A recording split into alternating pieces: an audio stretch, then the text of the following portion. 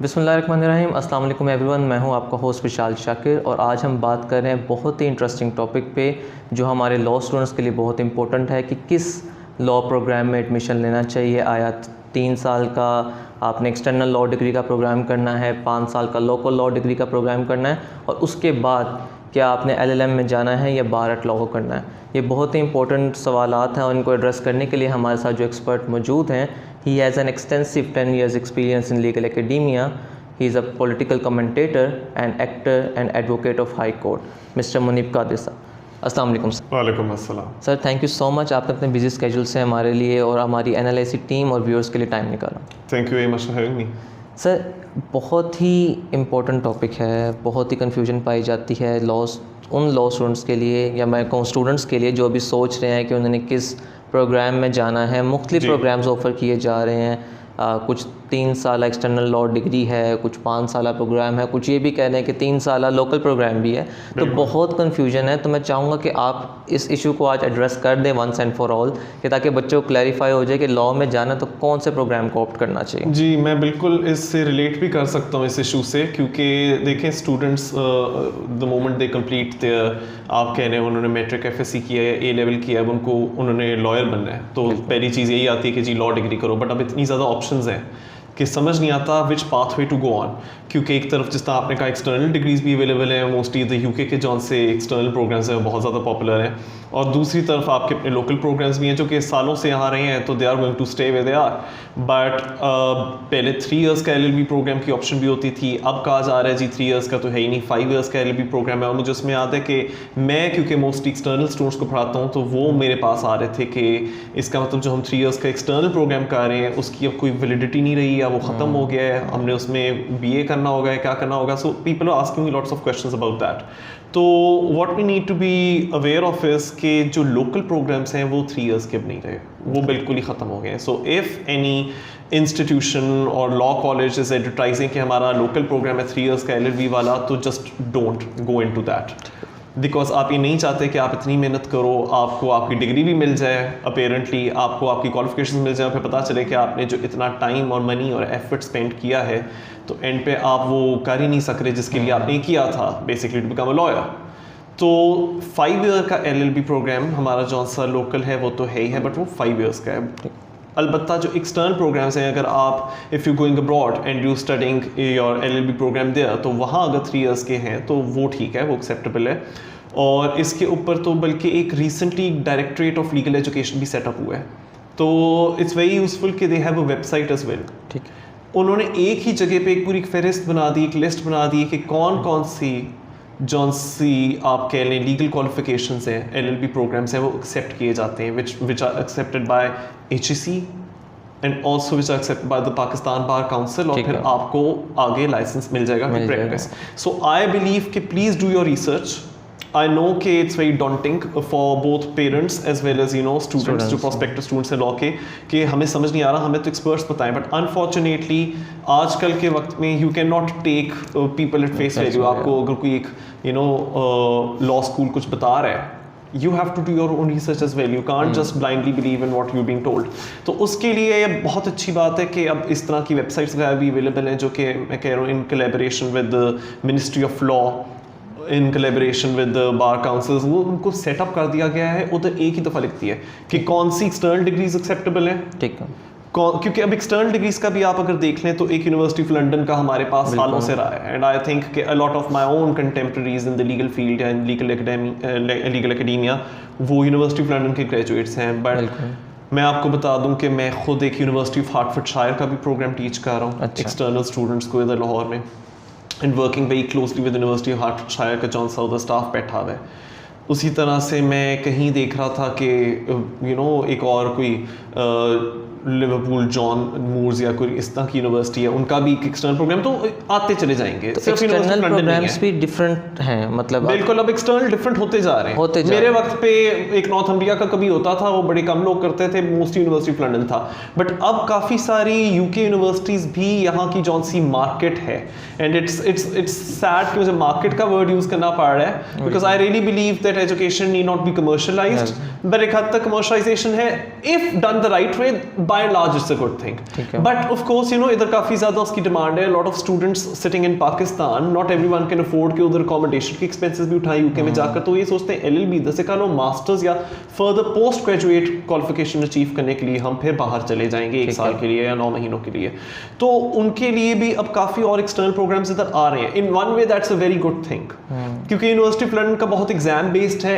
ये वाले जौन से प्रोग्राम्स इनमें मैं देखता हूँ कि प्रेजेंटेशंस की जाती हैं, वीडियो प्रेजेंटेशंस, आपके एक्सटर्नल एग्जामिनर्स उसके ऊपर आपको ग्रेड कर रहे हैं, या कोर्स वर्क किए जाते हैं, रिसर्च वर्क किया जाता है, तो वो भी डिफरेंट किस्म की स्किल्स आप इंस्टिल की जाए, ऑल वेरी गुड।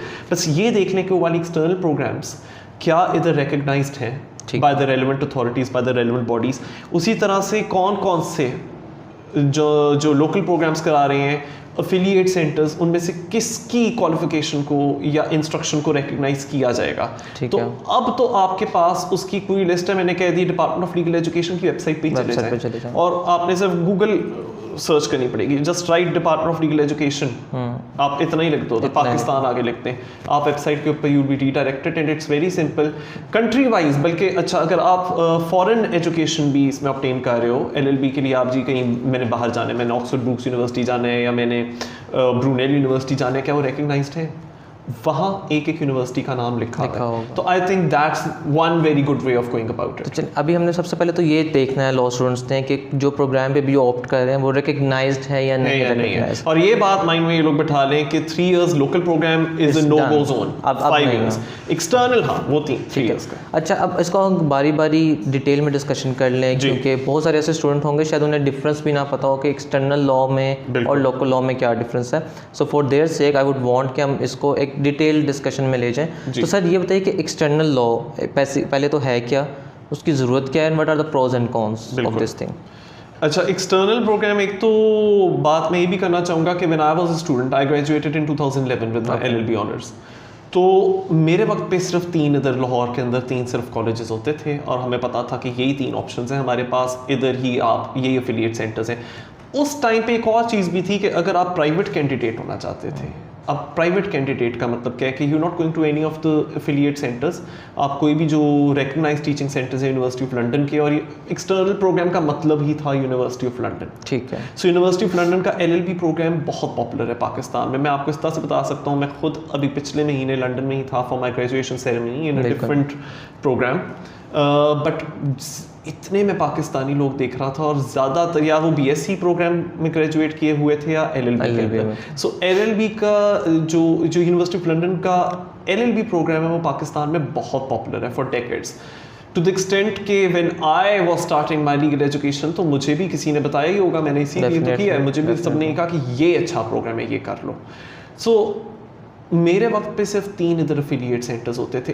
अब ऑफ कोर्स जी कहते हैं कि मशरूम ग्रोथ हो गई है कॉलेजेस की, हो गई है, और लाजमी नहीं कि ये बुरी बात है, हम लोग तो बड़े वो नेगेटिव कॉन्नोटेशन साथ कहते हैं जी मशरूम ग्रोथ हो गई है। मैं एज ए लीगल एजुकेटर बड़ा खुश था कि एक तो एज एन एजुकेटर मेरे पास भी ऑप्शंस आई हैं कि मैंने किधर पढ़ाना है, मैं उस जगह पर पढ़ाऊँ जिधर सबसे जो मेरी एक पर्सनैलिटी एज एन एकेडमिक के साथ सही फिट होता हो और मेरी सेंसिबिलिटी के साथ फिट हो, and so I can impart legal education that way.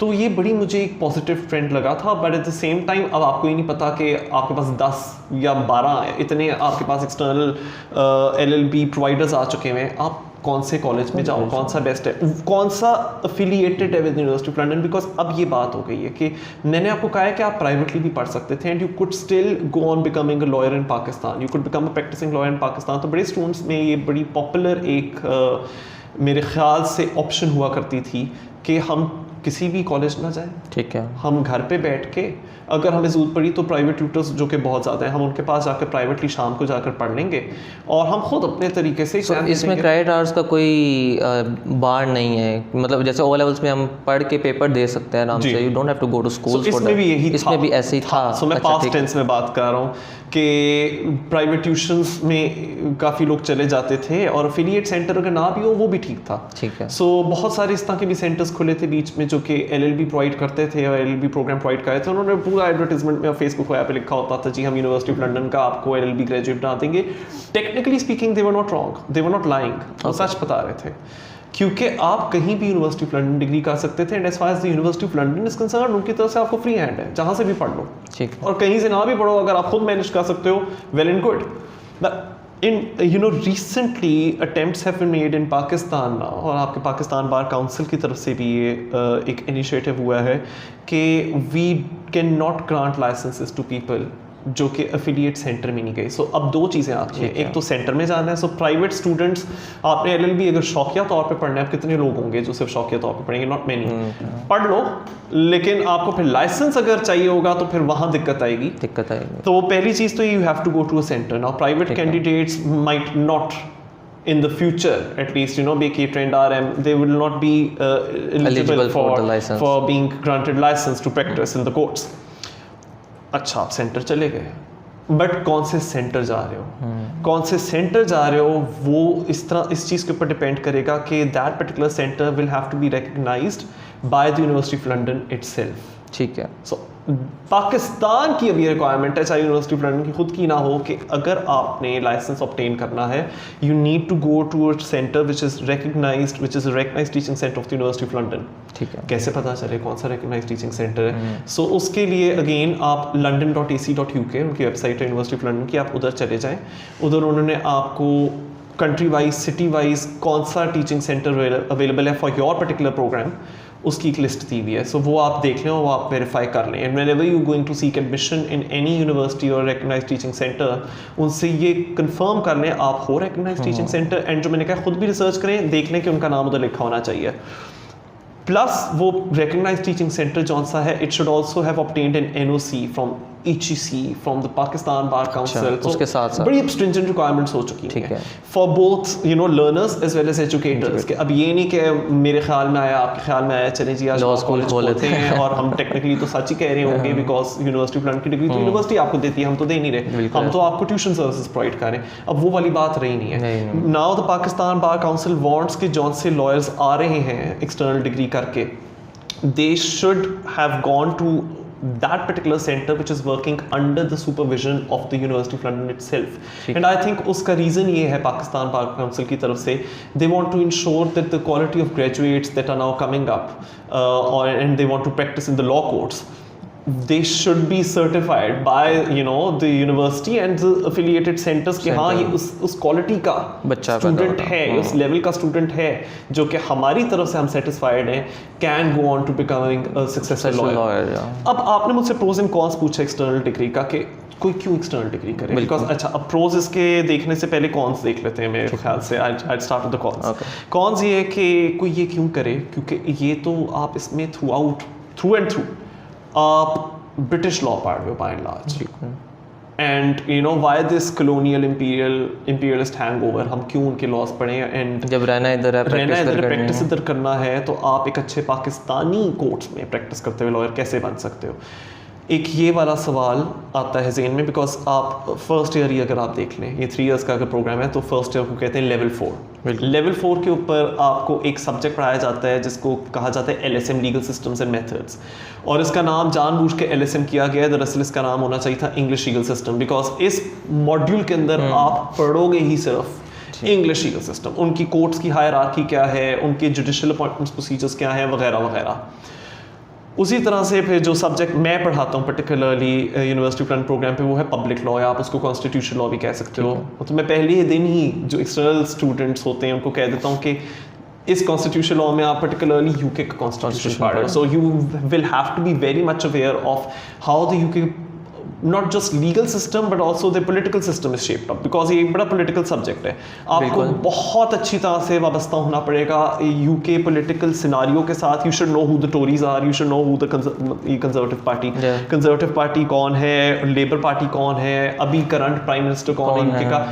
मैं तो ये पढ़ा रहा हूँ, बट एक स्टूडेंट के दिल में बात आ सकती है, एक ऑब्जर्वर के दिल में आ सकती है कि what relevance does that have to the Pakistani system. तो ये ज़रूर एक सवाल उठता है कि why are they studying English legal system, जिसकी हर रेलेवेंस नहीं. अब एक लेवल 5 सब्जेक्ट है, और फिर लेवल 6 यानी ईयर 2 and 3 में आप फिर प्रॉपर्टी लॉ भी पढ़ते हो, land law, which again isn't just property law, it's UK property law, law of trust, which is again UK trust law. And जिस तरह का वहाँ लॉ ऑफ ट्रस्ट है वो टोटली डिस्टिंक्ट है from the way that Pakistan के अंदर trust create किए जाते हैं, जिस तरह से यहाँ विल्स क्रिएट की जाती हैं, हमारे तो बिल्कुल ही कुछ और कवानीन है। A lot of it is also governed by the rules of Islamic law.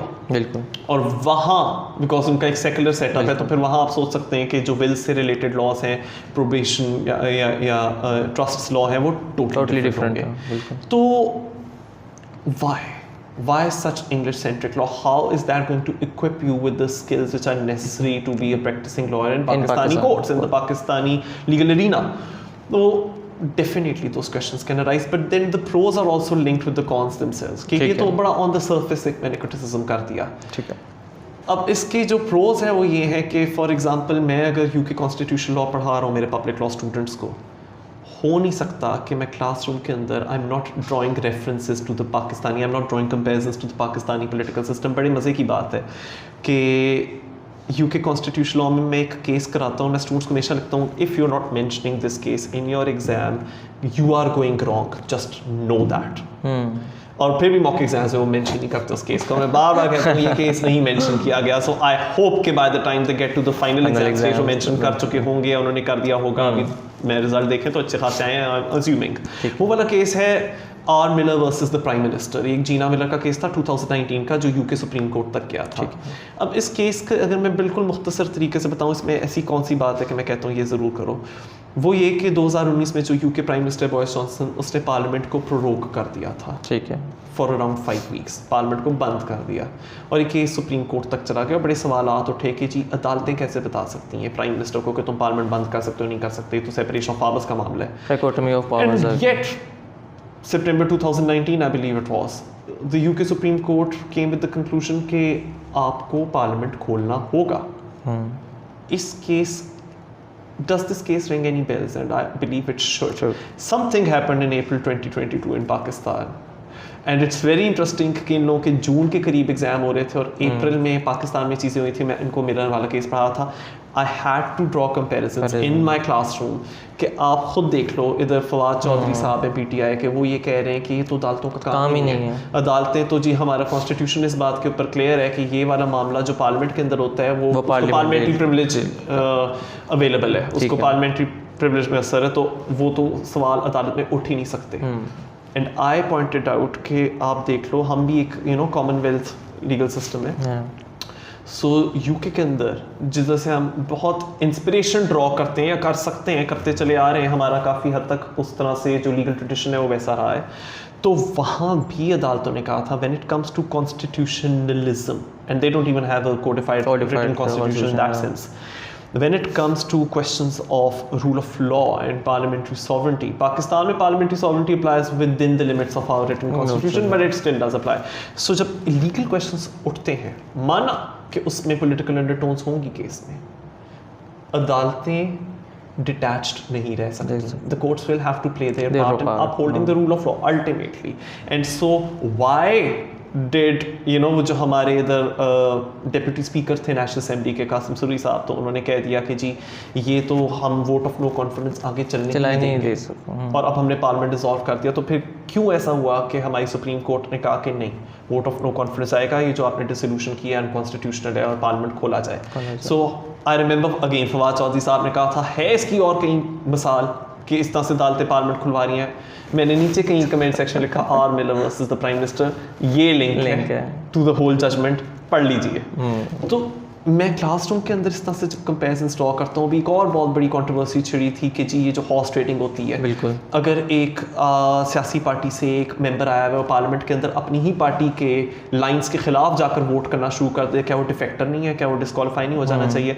अच्छा, यूके के अंदर ये नहीं होता। अच्छा, so, बहुत उधर उस तरह से है कि जो टोरी एमपी से कंजर्वेटिव पार्टी के, वो अपने ही बोरिस जॉनसन के अपने ही लीडर के खिलाफ अभी हाल ही में उन्होंने बहुत दफ़ा वोट किया है, and they were not considered defectors, they did not have to be disqualified. Differences भी बहुत हैं हमारे पूरे कॉन्स्टिट्यूशनल सेटअप में, उनके कॉन्स्टिट्यूशनल सेटअप में। सो वो डिफरेंसेस पॉइंट आउट करना, वो सिमिलैरिटीज़ पॉइंट आउट करना, तो कहीं ना कहीं मेरा जो सा स्टूडेंट है या किसी भी एक्सटर्नल एजुकेशन प्रोवाइडर का जो स्टूडेंट है, वो अपने सिस्टम के बारे में भी सीख रहा है, और उसका बल्कि मैं कहूँगा आउटलुक और ब्रॉडन हो रहा है। सर ये डिपेंड नहीं करेगा कि उस स्टूडेंट को, एक स्टूडेंट को जो एक्सटर्नल लॉ पढ़ रहा है, वो अगर मिस्टर मुनीब कादिर से पढ़ रहा है तो हो सकता है वो कंपैरिजन सीख रहा हो, लेकिन अगर कोई मेरे से नालायक बच्चे से पढ़ रहा है तो मैं तो सिर्फ उसको बुक पढ़ाता रहूँगा और वो तो कुछ सीखेगा मैंने नहीं। इसीलिए फिर I sort of corrected my self and said not just me but you know even other external. मेरे ख्याल से कि शुक्र है हमारे पास बहुत अच्छे टीचर्स हैं। मैं काफ़ी लोगों को जानता हूँ। सो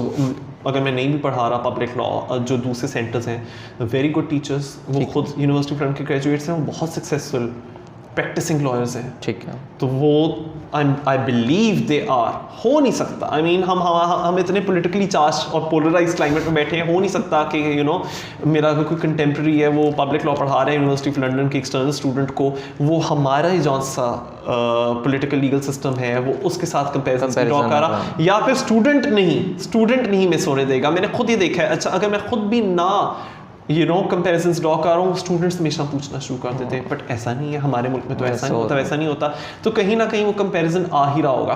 तो मुझे बल्कि बड़ी खुशी होती है कि एक एक्सटर्नल स्टूडेंट जो इधर बैठा हुआ है, ना कि सिर्फ वो यूके की तालीम हासिल कर रहा है, उसका मेरे ख्याल से एक यूके के इंटरनल स्टूडेंट से ज़्यादा ब्रॉडर पर्सपेक्टिव है, क्योंकि उन्होंने तो अपना सिस्टम देख रहे हैं, हम तो दो सिस्टम हम मल्टीपल देख रहे हैं। वो मेरे से अमेरिका के भी कंपैरिजन करना शुरू कर देते हैं, और नहीं करते तो मैं करना शुरू कर देता हूँ। कोई ना कोई कर ही रहा होता है क्लासरूम के अंदर। और प्लस मुझे एक ये बात बड़ी पसंद है एक्सटर्नल सिस्टम के बारे में कि यू नो ठीक है वो बड़ा ब्रिटिश सेंट्रिक है, आप वहाँ लॉ ऑफ ट्रस्ट पढ़ रहे हो तो वो सिर्फ यूके का लॉ ऑफ ट्रस्ट है, वो सिर्फ यूके का लैंड लॉ है। That the skills that you are being given, you know, not just I would say legal skills but also linguistic skills. And law का लैंग्वेज के साथ बहुत गहरा लिंक है। मुझे याद है कि जस्टिस आसिफ सईद खोसा, मैं ए लेवल स्टूडेंट था और मुझे पक्का पता था मैंने एलएलबी करना है, तो उन्होंने मुझे कहा था आई वाज वेरी क्लियर मैंने एलएलबी करना है, not just because my own father was a lawyer, but I just new from inside for some reason I knew it, that came from within, you know, this voice कि मैंने LLB ही करना है। सो मुझे याद है justice Asif Saeed Khosa ने, उन्होंने मुझे ये कहा था कि ए लेवल में फिर 2 सब्जेक्ट्स ज़रूर उनके ऊपर फोकस होना चाहिए तुम्हारा, एक हिस्ट्री और एक इंग्लिश लिटरेचर। तो हिस्ट्री तो अवेलेबल नहीं था, मैंने ए लेवल में लॉ पढ़ा था, इंग्लिश लिटरेचर ज़रूर था। So you know almost the whole world was telling बड़ी गलत सिलेक्शन कर गए, इंग्लिश लिटरेचर में तो ए नहीं आता, वो इतना फोकस होता है ए के ऊपर, लर्निंग प्रोसेस पे होता है। But you know justice Asif Saeed Khosa ने उस वक्त मुझे कहा था English literature is the best subject you can think of, but if you want to become a lawyer, and if you are an A-level student, ठीक है, this is the perfect stage for you in which to acquaint yourself with English literature. I did it, A भी आ गया, but that's besides the point. पर वाकई आई think the person that I am today, कि मैं बड़ा vocal हूँ, मैं आज इधर आपके सामने बैठा हूँ, या मैं कहीं यू नो पॉलिटिकल कमेंटेटर आपने भी कह दिया, वो इसलिए because law and language go hand in hand. अच्छा, इसके लिए लॉ इज अबाउट लैंग्वेज। हमारे स्टूडेंट्स भी इसके लिए बड़े वो शायद जैसा मेरे अंदर इंटरेस्ट डेवलप हो रहा है, वो भी सोच रहे होंगे कि क्या ताल्लुक, कि आसिफ सईद खोसा साहब is like a huge name जी, तो उन्होंने किस सेंस के थ्रू आपको ये बोला कि अगर आप ए लेवल्स कर रहे हैं तो इंग्लिश लिटरेचर पढ़े, ऐसा क्या था उसके अंदर जिससे आपको इतनी हेल्प आउट हुई? So when I graduated and I look back and I remembered कि मुझे उन्होंने जो एक एडवाइस दी थी, मुझे तब रियलाइज़ हुआ कि literature is all about words, law is all about words. A good argument is what you know make a good lawyer's bread and butter. Any lawyer actually, good or bad, any lawyer's bread and butter. What you have to do is you have to play with words, and you have to bring that interpretation to those words in the statute book, which are going to persuade the judge sitting there that your side of the argument is the valid one, is the stronger one. और इसके ऊपर बल्कि एक वो Ronald डॉकिन नाम के legal philosopher भी हैं, उन्होंने एक जज हर्कुलीज का एक पूरा कॉन्सेप्ट इंट्रोड्यूस किया था कि what is a good argument. Good argument is one which fits with the previous precedents, which fits with judicial precedent. और गुड आर्गुमेंट करने के लिए words should be your biggest weapon, and a good lawyer's weapon is his words. और lawyer भी बल्कि छोड़े, मैं India के बड़े हॉस्टाइल वो न्यूज़ चैनल्स होते थे, उनकी डिबेट्स में जाता था, मैं यही कहता था, arm yourself with words and vocabulary and that shall come to your rescue. तो आई थिंक कि जो एक्सटर्नल प्रोग्राम है उसमें बहुत एम्फेसिस होता है on reading and writing. So text books बहुत अच्छी है subject wise, very good. And I think कि मैं whenever I write या whenever even I speak, it's very textbookish, which in a way people would say is bad, but it's also very good in one way, क्योंकि एक formality आती है, and you know the more formal your language is, and if you're good at formal writing and reading, I think you can really make your impact as a practicing lawyer. Yeah, as a legal academic in my case, I really believe you can make an impact.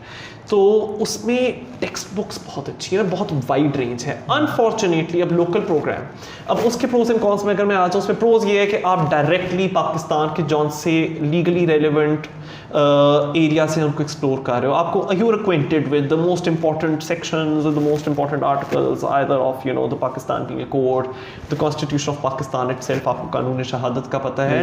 Aahista Aahista आपने रट्टा भी अगर लगाया हो तो by the time you graduate, a good law student जिसे पाकिस्तान का local programme पढ़ा हुआ है उसके फिंगर टिप्स पे होगा, जो कि शायद एक एक्सटर्नल प्रोग्राम के ग्रेजुएट के फिंगर टिप्स पे ऑटोमेटिकली ना हो, उनको सीखना पड़े फ्रॉम स्क्रैच. तो ये डेफिनेटली बहुत बड़ा एडवांटेज और एक एज है लोकल लॉ प्रोग्राम स्टूडेंट्स को.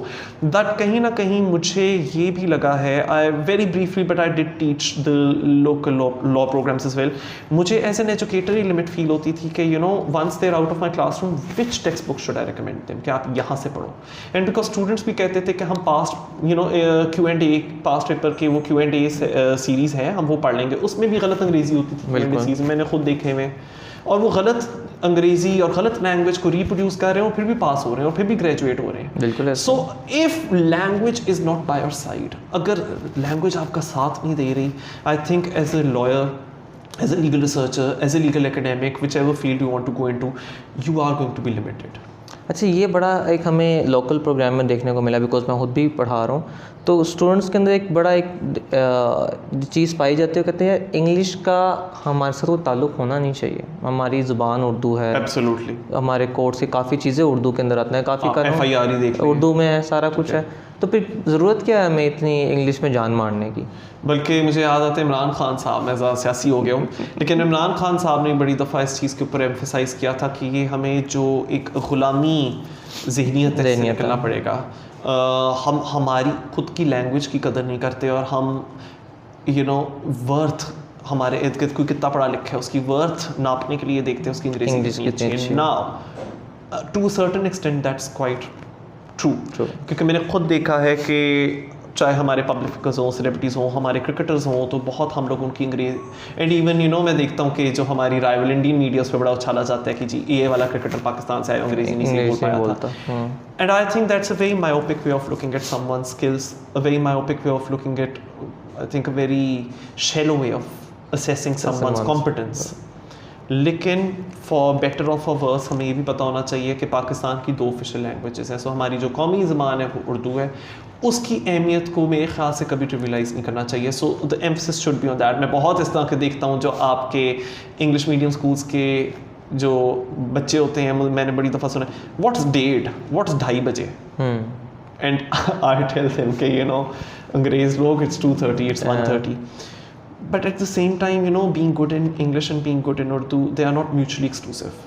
To be good at one thing, you don't have to be bad at the other, and you don't have to be hostile at the other. और आप गुलाम नहीं बन जाते अगर आप अंग्रेजी में अच्छे हो, मेरे ख्याल से, बल्कि you are master at their game as well, and your own game. You can beat them at their game, and at your own game also you're very good. You've got very good command of your own language. तो मुझे आप एक बात बताएं, अब हमारे खान साहब भी 2019 में गए, उन्होंने UN जनरल असेंबली के अंदर जो स्पीच दी थी कश्मीर के हवाले से, जब आर्टिकल 370 मोदी गवर्नमेंट ने एब्रोगेट किया, did he not make his point in very well spoken English? He did that.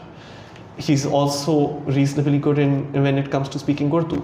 ये मैं कहता हूँ, this is what I want our people to be, this is what I want to be myself, कि at least मेरी जो मुल्क की official language है मैं अच्छा हूँ. अब आप ख़ुद मुझे बताएं कि पाकिस्तानी अदालतों के अंदर जो भी आपका काम होता है, पर्टिकुलरली जो आप डॉक्यूमेंट्स कोर्ट में सबमिट करते हो, या जो प्री ट्रायल स्टेज के ऊपर पूरा डॉक्यूमेंट्री वर्क चल रहा होता है, वो सिर्फ उर्दू में होता है. Not always, not necessarily. All your judgements are in English. अगर एक लॉयर, चलिए ठीक है, क्लाइंट को शायद अंग्रेज़ी आती हो ना आती हो, वो डिफरेंट वॉक ऑफ लाइफ से आ रहे हैं, अगर एक लॉयर को नहीं समझ आ रही, इनमें से किसी एक लैंग्वेज की नहीं आ रही, वो सिर्फ अंग्रेज़ी पढ़ के उसको उर्दू नहीं समझ आ रही है, वो सिर्फ उर्दू तो पढ़ी हुई है बट इंग्लिश में that person is not good, तो कहीं ना कहीं वो भी लिमिट होगा और उनके क्लाइंट्स भी कहीं ना कहीं लूज आउट करेंगे. तो I think you need to be good at both. So any student who's asking, क्योंकि इंग्लिश पे इतना एम्फेसिस क्यों है, वो इस वजह से, I think our history has a lot to do with it, our colonial history has a lot to do with it, कि कहीं ना कहीं जो मैंने कहा है ना, हमारा एक कॉमनवेल्थ इंस्पायर्ड लीगल सिस्टम है, तो उसकी वजह से वो इन्फ्लुएंस तो हमेशा रहेगा। You have to be good at both. हमारी जो लीगल एजुकेशन है, जो हमारे लोकल लॉ प्रोग्राम्स है, they are conducted in English and that is for a reason. बिल्कुल ऐसे आई टेल माई स्टूडेंट्स कि देखें, research is one of the very practical skill a lawyer can have apart from drafting and advocacy. और आपकी research usually आप Google पे जाएंगे जी, आप कहीं प्रेसिडेंट्स पे फोकस करेंगे, वेदर एक्सटर्नल और local, they all mostly in English. अगर आपकी इंग्लिश बेहतर नहीं है, and I am not saying कि आपको इंग्लिश में बहुत ज़्यादा अच्छा होना चाहिए, बट शेक्सपियर बन जाए, बट इतना तो हो ना कि you can go through the judgment and decide कि यार रेशो डिसेंडाई क्या है। अगर एक लॉयर एक इंग्लिश जजमेंट में से रेशो डिसेंडाई नहीं निकाल पा रहा, so coming to the your point, how would he assist his own client. बल्कि आपने बड़ी एक अच्छी बात छेड़ी है लीगल रिसर्च के बारे में कि वो ऑनलाइन जा रहा है। अच्छा, मुझे एक ये भी है कि of course you know when you get membership, आपको इधर आप लाइसेंस ही मिल जाता सारा कुछ, तो आपको हमारे जो से पोर्टल्स हैं ऑनलाइन उसका भी लॉगिन मिल जाते हैं और सारा कुछ। समहाउ हमें वो भी इम्प्रूव करना पड़ेगा। जो हमारे ऑनलाइन जर्नल्स वगैरह है, लॉ जर्नल्स, वो पूरा सिस्टम जो I think we need to improve that, because now compare this to what you know an English practicing lawyer would have at his behest. उसके पास क्या क्या है at his disposal? उनके पास है वेस्ट लॉ, उनके पास है लेक्सस लाइब्रेरी, उनके पास है ये जो आपके जे स्टोर जर्नल है, ये सारा कुछ। मेरा फेवरेट वेस्ट लॉ इनमें से। तो उसमें क्या होता है कि आपने अगर कोई केस से रिलेटेड जर्नल ढूंढना है, स्पेसिफिक फील्ड्स हैं, आप उस फील्ड के अंदर डालोगे केस का नाम और फिर उधर कमांड करोगे उस सर्च इंजन को कि मुझे इससे मुतल्लिक जर्नल आर्टिकल्स दो, मैं इसके ऊपर कमेंटरी देखना चाह रहा हूँ क्योंकि मैंने कोई एक रिसर्च वर्क लिखना है। बहुत उनका अपडेटेड है। Again you know through dates you can sort it out. मुझे whenever I studied UK course and not just in law, मैंने भी रिसेंटली ह्यूमन राइट्स में भी कंप्लीट किया है, तो मैं काफ़ी सारी चीज़ें मैं रिसर्च वर्क्स लिख रहा था, मुझे करना पड़ रहा था as part of my research modules, तो बहुत यूज़फुल था ये, बहुत ज़्यादा। हमारे पास अनफॉर्चुनेटली अभी तक क्या हुआ है कि from paper to online virtual world अभी तक वो ट्रांसलेट कम्प्लीटली नहीं हुआ। We need to make sure कि हमारे भी उतने ही अच्छे, उतने ही इफेक्टिव ऑनलाइन सर्च टूल्स हों। बिल्कुल, और क्रेडिबिलिटी को भी डिपेंड करता है, क्योंकि अभी हम कुछ दिन पहले डिस्कशन कर रहे थे, हेड नोट्स के ऊपर वकीलों को डांट पड़ जाती है, क्योंकि जो हेड नोट्स आपकी ऑनलाइन वेबसाइट्स पे अवेलेबल हैं वो उनके अपने बंदे लिख रहे हैं जिनको शायद लीगल सेंस का पता ना, वो जजमेंट गो थ्रू करते हैं, फटाफट एक हेड नोट लिख देते हैं जी। तो अगर एक यंग लॉयर जिसको किसने सिखाया नहीं है कि बेटा तुमने पूरी जजमेंट पढ़नी है, हेड नोट पर रिलाई नहीं करना, he is going to a website, I want name any website in Pakistan, वो किसी भी वेबसाइट पर जाता है, हेड नोट पढ़ता है, now he is not non कि यार मैंने इसको कोट करना है या मैंने पूरी जजमेंट पढ़नी है। अब वो जाके जज साहब के सामने हेड नोट पढ़ लेता है और जज साहब उसको खासा बड़ी कोर्ट में डांट देते हैं कि तुम्हें नहीं पता कि तुम हेड नोट नहीं पढ़ सकते। तो वो अब वाली बात कि वो क्रेडिबिलिटी भी हमारी ऑनलाइन प्लेटफॉर्म के साथ अभी जुड़ी नहीं है। मैंने तो भी टेक्स्ट बुक्स का भी कहा है कि उसकी बड़ी सवेयर कमी है कि यू नो एक इंग्लिश लॉ स्टूडेंट, अच्छा कॉन्ट्रैक्ट लॉ के लिए अच्छी टेक्स्ट बुक कौन सी, बहुत सारी होंगी, एडिट इनक्विन होगा, मैकेंड्रिक है, वो जौन सी भी आपको अच्छी लगी है, जिसका एनालिसिस आपको अच्छा लग रहा हो, और उस एनालिसिस के ही कॉन्टेक्स्ट में आप केस लॉ भी देख रहे हो, रेलेवेंट स्टैट्यूट्स देख रहे हो, तो you learning the cases, you learning the acts. I think this is how it should B. ये नहीं होता कि आप सबसे पहले ऐसा करो जी, सेल ऑफ गुड्स एक्ट निकालना शुरू कर दो, आप अगर आपने क्रिमिनल लॉ समझ रहे हैं, पाकिस्तान पीनल कोड के इतने सारे सेक्शन है वो देखना शुरू कर दो, आपको कुछ नहीं समझ आ रही है, आपको सिर्फ आप रीड कर रहे हो एक रोबोट की तरह कि उधर क्या लिखा हुआ है, उसका मतलब क्या है, उसको इंटरप्रेट कैसे किया जाए, उससे रेलेवेंट केसेस में उसको किस तरह से इंटरप्रेट किया गया था। Just a brief summary of it. For that I believe text books are very very important. We don't even have that. UK में सब्जेक्ट वाइज है, सो मैं बड़े शौक से व्हेनेवर आई विजिट लंदन, तो मैं अगर उधर वाटरस्टोन्स बुक शॉप गया होता हूँ, मैं लॉ वाले सेक्शन में जाता हूँ, या फिर उधर वैसी इतनी अच्छी लॉ बुक स्टोर्स हैं, अगर मुझे वक्त मिले तो मैं उधर जाकर वहाँ लेबल किया होता है यू लॉ ये टेक्स्ट बुक्स, इंटरनेशनल लॉ ये text books. Unfortunately we don't have that culture, we don't have that text books नहीं है लोकल लॉ में कल्चर। सो हमें उसकी इसी बड़ी सख्त जरूरत है कि मुझे याद है कुछ महीनों पहले मुझे एक टीवी चैनल पे इनवाइट किया गया, पाकिस्तानी टीवी चैनल पे, कि हमें कोई लॉयर इसके ऊपर इतना मिल नहीं रहे क्योंकि ये बड़ा एक नीश एरिया है लॉ का, इसके ऊपर बहुत ज़्यादा लोग या तो प्रैक्टिस नहीं करते, अगर करते हैं तो they are not very used to speaking on public forums. तो प्लीज़ आप आ जाओ, आप इसके ऊपर बात कर लो कस्टम्स लॉस पे, ठीक है, जो कस्टम्स से रिलेटेड लॉस है। सही है। अब मैंने जाना है, मुझसे किसी भी एंगल से क्वेश्चन किया जा सकता है। I wanted to do my own research before going on to the program. I tried looking at books, तो आप भूल जाएं, चाहे कोई ऑनलाइन सोर्सेस और वो सब, just couldn't find. आप वो जो कस्टम्स एक्ट है बस वो पढ़ लो सारे के सारे। अब मैं वो पढ़ रहा हूँ but in isolation, and they span through various sections and hundreds of sections. उसमें से सबसे अहम कौन सा है, सबसे सेंट्रल कौन सा है? सो very little I had at my disposal. As a researcher, then I had to make up my own mind. If I have to evaluate Pakistan's customs laws, if there's any room for improvement, how those work, मुझे फिर खुद ही assess करना पड़ा था. I went on the program. I said what I had to say. That मैंने ये सोचा कि if there's a law student or an upcoming lawyer, they want to practice in that particular field or that particular area, how are they going to go about it? And जो आपके clients हैं या जो आपके consumers हैं legal services के, उनको अच्छी सर्विस कहाँ से मिलेगी, कैसे मिलेगी इस पर्टिकुलर लॉ से मुतल्लिक। और ये भी एक प्रॉब्लम है कि कई दफ़ा स्टूडेंट्स को ऐसा लगता है जो अभी फील्ड में आए नहीं हैं, जिन्होंने लॉ डिग्री शुरू नहीं की, तो वो समझते हैं जैसे अगर आप 5 साल लॉ डिग्री करते हैं तो उसमें सारे सब्जेक्ट आपको पाकिस्तान का सारा कानून बता दिया जाता है, विच इज़ नॉट ट्रू। आप सारा कानून नहीं पढ़ सकते। अभी आप देखें, मैंने कस्टम्स लॉस की बात की फॉर एग्जांपल, आपको नहीं पता चल रहा। एंड इवन जो इलेक्टिव मॉड्यूल्स हैं, जो इलेक्टिव सब्जेक्ट्स हैं, आपने कौन सी चीज़ ऑप्ट की थी, कौन सा आपने छोड़ दिया था एरिया, बाद में आपको एज प्रैक्टिसिंग लॉयर अगर उससे मुतल्लिक कोई केस करना पड़ रहा है या कोई रिसर्च करनी पड़ रही है, कोई वर्क करना पड़ रहा है आपको, how are you going to do that? बिल्कुल। तो ये एक खासा प्रॉब्लम आता है, और ये प्रॉब्लम इतना बढ़ चुका है कि टेक्स्ट बुक वाला भी, when I am teaching, if you ask me कि तुम लोकल प्रोग्राम पढ़ा रहे हो, मुझे कोई एक किताब बता दो जो इन्वेस्टिगेशन के ऊपर अच्छी हो, I can't name a single text book. और वो प्रॉब्लम बच्चों को फिर आता है। Compare this to the UK, you've got Smith and Hogan, you've got someone called Professor Wilson, उन्होंने क्रिमिनल लॉ की बड़ी अच्छी किताब लिखी है, dozens of them। और अब प्रॉब्लम ये है कि काम करना किसने था। अब ये एक खासा एक प्रॉब्लम है जो एक बिल्कुल एक अलग डिबेट है, हम उस पर बाद में आएंगे। लेकिन मैं अब ये पूछना चाहूँगा, हमने प्रोज एंड कॉन्स दोनों के डिस्कस किए हैं बड़ी डिटेल में।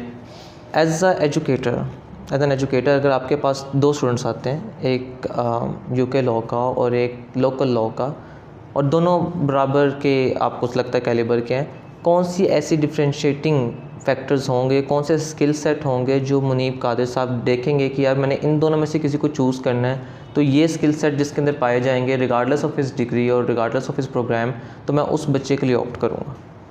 बहुत सरफेस लेवल के ऊपर again you know both have their own strengths and they both have their own weaknesses. लेकिन मुझे ये पता है कि एक एक्सटर्नल लॉ स्टूडेंट इन और प्रॉबिलिटी ज़रूरी नहीं है, बड़े लोग एक्सटर्नल डिग्री लेकर आ जाते हैं, उन्होंने कुछ लर्निंग किया होता है, इसी बिकॉज या तो रोट लर्निंग हुई थी तो वो 40 लेकर पास हो गए थे, 40 का पासिंग मार्क टिपिकली। अभी तो बीच में कोविड का पीरियड आया था, तो 2 साल तो मुझे ये पता है यूनिवर्सिटी ऑफ लंदन के जो LLB एग्जाम्स हैं वो टोटली अनसुपरवाइज्ड थे कि हमने 4-5 घंटे आपको कंप्यूटर स्क्रीन के आगे छोड़ दिए और आप करो एग्ज़ाम।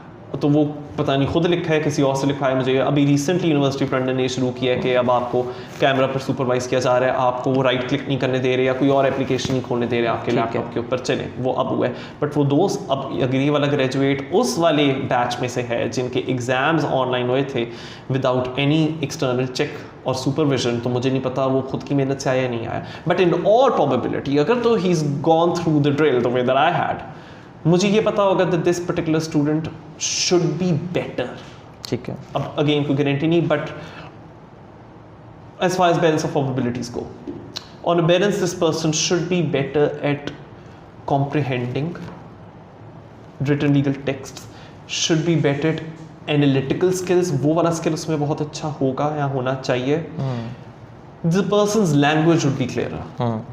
या उर्दू को अगर हम छोड़ दें ठीक है, अंग्रेजी इसकी अच्छी होगी। सो अगर इसके लीगल वर्क के अंदर इंग्लिश रिक्वायर्ड है तो that would be this persons strong point. But at the same time if that person has not done any internship, कोई उसने इंटर्नशिप नहीं की हुई, बड़ी दफ़ा क्या करते हैं एक्सटर्नल लॉ स्टूडेंट्स जो समर हॉलीडेज़ आती हैं तो वो किसी बड़े लॉ फर्म में जाते हैं, किसी रिनाउंड लॉ फर्म में जाते हैं, उधर इंटर्नशिप करते हैं, तो उस तरह से they remain abreast of and they are very much aware of the local laws, they are very much aware of the local legal scenario, and so in that way they not missing out on what the local law student is not missing out on, तो वो फिर catch up कर लेते हैं उस तरह से। तो अगर उसने वो भी किया हुआ है वेल एंड गुड, तो फिर that person would also be in all probability available of some of the most I believe central features of the Pakistani legal system, वो totally in the dark नहीं है as far as that is concerned। ठीक है, that अगर मेरे पास local law student आया, I'm much more sure, I'm sure that this person knows the basics of Pakistani legal system, इसको वो ज़रूर पता होगा। And then फिर क्या पता, I mean they are very competent law graduates which also come out of local law programs, they might be even better than those जिन्होंने external program किया। A lot then depends on the student himself। So I can't paint every recent law graduate the same brush क्योंकि इस external के ये ऐसा होगा, I can't stereotype them, ये इससे लोकल प्रोग्राम की ऐसा होगा. I've seen a mixture, you know, of both because depends a lot on the individual law student. मुझे मेरा खुद का याद है कि a lot of people ask me कि अच्छा एक्सटर्नल प्रोग्राम की, हमें बताएं एक्सटर्नल प्रोग्राम में सबसे अच्छा कॉलेज कौन सा है. मैं ये कहता हूँ you know there are so many subjects जिनमें मैंने बड़े अच्छे नंबर लिए होंगे as a student, and I think वो सारा मेरा कमाल था.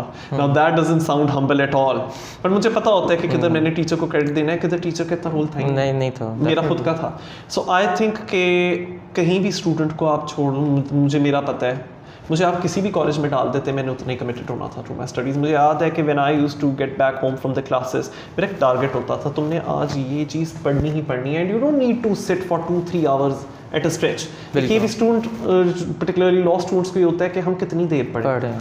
ये तो मुझे भी नहीं पता क्योंकि मैं when I was a law student मेरा कोई सेट टाइम नहीं होता था, मैं थ्रू आउट द डे पढ़ता था. सो मैं अगर यू नो कोई बीच में मैं शाम को उठ के चला जाता था मेरे लोकल डंकिन डोनट्स में कॉफ़ी पीने जा रहा हूँ, डोनट खाने जा रहा हूँ, किताब साथ लेकर के आता था. अच्छा मैं पी रहा हूँ, कैजुअली पी रहा हूँ, बीच में बुक को भी स्किम थ्रू कर रहा हूँ.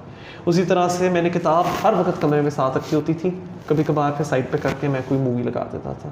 अच्छा अब मूवी बड़ी देखती है, वापस किताब उठा दो. सो round the clock you know my law book would always be going on with me wherever I was going on. मैं कहीं ट्रैवल भी कर रहा होता तो जहाज़ में भी मेरे बैग के अंदर एक मैंने लॉ बुक रखी होती थी जो मैं निकाल के पढ़ ही लेता था. ये एक आई थिंक लॉ स्टूडेंट की अप्रोच अगर हो ना, तो when later on in life they become a practitioner या they enter into the practical field, एक हैबिट बन जाती है आपकी कि आपने हर वक्त you learning because I think the learning process always goes on. आप ग्रेजुएट भी कर जाओ, लॉ डिग्री ले लो, आपने LLM ले लिया, आपने बार कोर्स कर लिया, बहुत अच्छा हो गया, आपकी लर्निंग नहीं ख़त्म होती. बिल्कुल सर. कुछ पर्टिकुलर स्किल सेट्स हैं, चाहे आप एक्सटर्नल लॉ कर रहे हैं चाहे आप लोकल लॉ कर रहे हैं, जिस पे ख़ास फोकस होना चाहिए eventually when you want to become a lawyer. अभी हम उसके फ़ीस स्ट्रक्चर पे भी आएंगे दोनों डिग्रीज़ के, कि कुछ लोग शायद फाइनेंशियली उसको अफोर्ड ना कर सकते हो, बेशक वो जाना चाह रहे हो एक्सटर्नल प्रोग्राम पे, तो हम उस पर डिबेट तो करेंगे. लेकिन अगर एक स्किल सेट के लेवल के ऊपर बात की जाए तो कौन से स्किल सेट ऐसे हैं for both the students in both programs जिनको फोकस ज़्यादा करना चाहिए उनको, कि चाहे वो आप एक्सटर्नल लॉ कर रहे हैं या लोकल लॉ कर रहे हैं, आपका फोकस इन स्किल सेट पे होना चाहिए कि मैंने 5 साल के बाद ये स्किल सेट मेरे पास होने चाहिए, मैं एक्सटर्नल लॉ करूँ तो 3 साल के बाद ये स्किल सेट मेरे पास होंगे तो मैं मार्केट में अच्छा परफॉर्म कर सकता हूँ. I believe originality is very very important because again एक lawyer का काम क्या होता है, arguments present करना, and to present arguments you have to be very original in your approach. Something about this particular lawyer which sets them apart from everyone else. A client कह रहा है कि why would I want this lawyer to argue my case? It's because there's something very distinctive about this particular lawyer.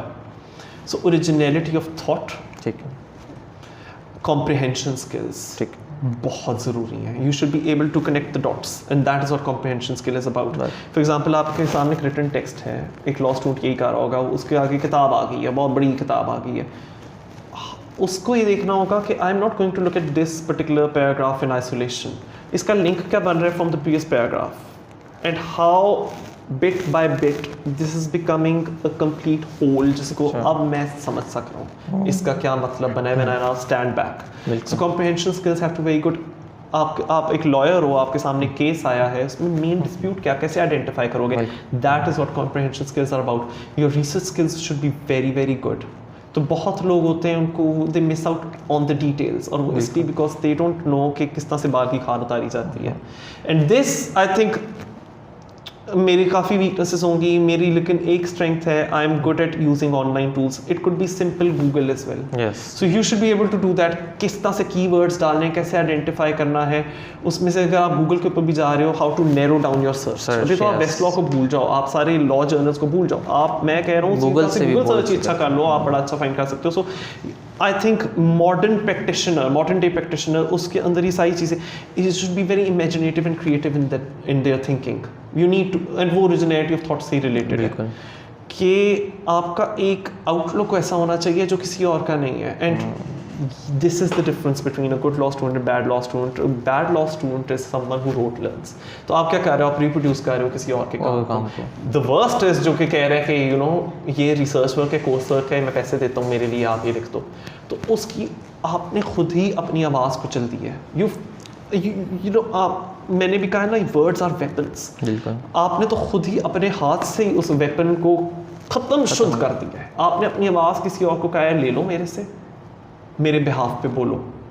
भाई आप अदालत के अंदर जा रहे हो, आपने केस प्लीड करना है, आपने केस आर्ग्यू करना है, अगर आपके पास आवाज़ ही नहीं, वर्ड्स ही नहीं, कोई बात ही नहीं करने को, कोई और ही आपके बिहाफ पे बोलेगा, तो फिर आपको कोई क्यों हायर करे as a lawyer? So you might graduate, you might get the good grades, that when it comes to working practically in practical terms, आपके अंदर यू ब्लैंड। बच्चे तो कहते हैं कि यार डिग्री का पास करो, प्रैक्टिकल लाइफ में तो तब की तब देखी जाएगी। ये जो देखी जाएगी मेंटेलिटी है ना, करते करते करते आप कह रहे हो देखी जाएगी, वक्त आ जाता है, अब स्पॉटलाइट आपके ऊपर आ गई, but you find out that you ill equipped, you are not prepared. So and this is a very competitive field, you would know that this is a very competitive field. मैं आपको इतना बता सकता हूँ कि जैसी ग्रेजुएशन होती है तो जी इतने सारे ग्रेजुएट्स आते हैं, वो लॉ फर्म से कहीं ना कहीं कोई प्लेसमेंट ढूंढ रहे होते हैं कि हमें कोई मिल जाए। उसी तरह से क्लाइंट्स के लिए लॉयर्स फाइट आउट कर रहे हैं, I want clients, I want to be in demand, and उसी तरह से बल्कि मैं तो लीगल एकेडेमिया से सर्कल्स में हूँ, मैं लीगल एजुकेशन में ज़्यादा मेरा होता है, तो मुझे ये पता है कि यू नो टीचिंग पोजीशन के लिए कितना कंपटीशन है। I know that for sure. It's not easy to you know कि अच्छा मैंने ग्रेजुएट किया क्योंकि मैं खुद बड़ा अच्छा स्टूडेंट था, आज मैंने टीचिंग करनी है और अब मैं जाऊँगा और मुझे क्योंकि मेरे पास इधर उधर से फॉरेन यूनिवर्सिटी की डिग्री आई, मुझे टीचिंग पोजीशन मिल जाएगी। नहीं, मैंने बड़े ऐसे लोग देखे हैं कि उनके पास LLM नहीं है, उनके पास बार नहीं है, उनको टीचिंग पोजीशन मिली हुई है, और किसी पास LLM बार है, उसके पास टीचिंग पोजीशन नहीं है। वहाँ भी बड़ी नेटवर्किंग और ये पॉलिटिक्स वगैरह हर जगह पे चल रही होती है, बट पॉलिटिक्स वगैरह भूल जाओ। अगर आप में टैलेंट है, अगर आपके अंदर स्किल्स हैं, because you talk to me about skills, वही मैं बात कर रहा हूँ, something will set you apart from the rest, and prospective employers, prospective clients, whoever they are, they will come running to you, not in the short run, but when you carve a niche for yourself, ultimately they will have to. This client won't bother कि आपके पास external law है या local law है, would want कि आप मेरा case कितना अच्छा प्लीड कर सकते हैं, अच्छा करना डेफिनेटली। नो, मैं इतने लोगों को जानता हूँ, never once did they go to foreign university, but they then went on to becoming such eminent lawyers, उनको बड़ी बड़ी पोजीशंस मिली, या वो लॉ मिनिस्टर बन गए, या उनमें कोई अटर्नी जनरल बन गया, क्या कुछ नहीं बना।